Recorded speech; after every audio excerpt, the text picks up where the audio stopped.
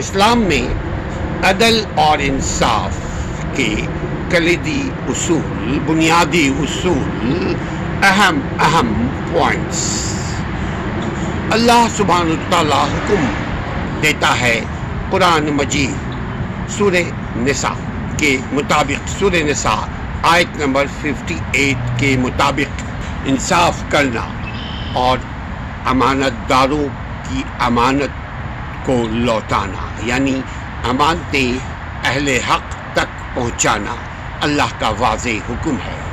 امانت میں خیانت کی اجازت نہیں ہے، امانت میں مال و اسباب بھی ہے، امانت میں کسی کی بات کی رازداری بھی ہے۔ برابری، مساوات، ایکویلٹی اسلامی نظام میں حاکم، حکمراں، گورنمنٹ اور محکوم، عوام، دوست، دشمن اور امیر، غریب سب قانون کی نظر میں ایک ہیں، برابر ہیں۔ یہ اسلام کی بات ہے، یہ نہیں میں کہتا کہ مسلمانوں کے ممالک میں اس پر عمل ہے یا نہیں، یہ ہم سے زیادہ آپ جانتے ہیں۔ لیکن سورہ نساء میں، سورہ نساء کے آیت نمبر 58 میں اللہ سبحانہ وتعالیٰ فرماتے ہیں انصاف کرنا اور امانت اہل حق تک پہنچانا اللہ کا واضح حکم ہے۔ برابری، مساوات اسلامی نظام میں حاکم اور محکوم، دوست اور دشمن، امیر اور غریب سب قانون کی نظر میں برابر ہیں، عوام اور خواص سب قانون کی اسلامی قانون کی نظر میں برابر ہے، بلا تفریق، بلا امتیاز انصاف کی فراہمی اسلام کا طرز امتیاز ہے۔ انصاف صرف مسلمانوں کے لیے نہیں بلکہ غیر مسلموں کے ساتھ بھی کیا جائے گا، یہ اسلام کا واضح پیغام ہے۔ یہ نہیں کہ مسلمانوں کے ساتھ کچھ اور انصاف، نان مسلم کے ساتھ کچھ اور انصاف، اسلام اس کی اجازت نہیں دیتا۔ اپنوں کے ساتھ کچھ اور انصاف کا پیمانہ اور غیروں کے ساتھ انصاف کا دوسرا پیمانہ، امیر ایلیٹ کلاس کے ساتھ انصاف کچھ اور، غریب عوام کے ساتھ انصاف کا کچھ اور پیمانہ، اسلام اس کی اجازت نہیں دیتا۔ یہ تفریق، یہ عدم مساوات اسلام اجازت نہیں دیتا۔ حق کی بنیاد عدل اور انصاف کا مقصد معاشرے سے ظلم، بربریت، تشدد کا وجود کو ختم کرنا اور حقدار کو اس کا حق دلانا تھرو کورٹس، تھرو جسٹس، بھلے سے کورٹ کمپرومائز ہو جائے، مگر یہ اسلامی نظام انصاف کی خوبصورتی ہے۔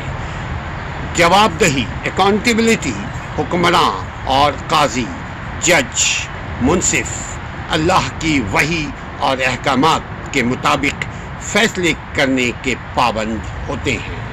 نبی کریم صلی اللہ علیہ وآلہ وسلم نے اپنی زندگی میں عدل انصاف کی اعلیٰ مثالیں قائم کی، جس میں کسی کے لیے کوئی رعایت نہیں تھی۔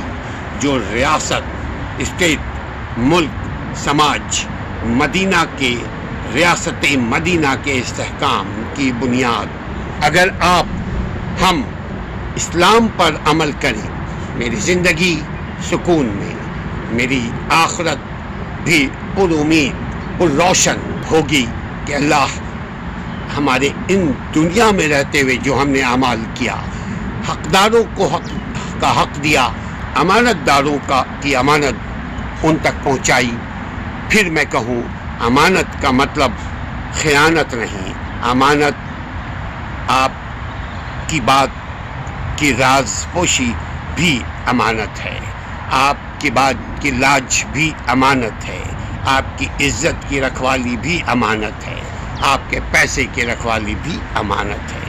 امانت میں خیانت مومن مسلمان نہیں کیا کرتے، انصاف کی فراہمی میں کنجوسی نہیں کرتے، انصاف کی فراہمی میں عقل و پروری نہیں چلتی اسلام میں۔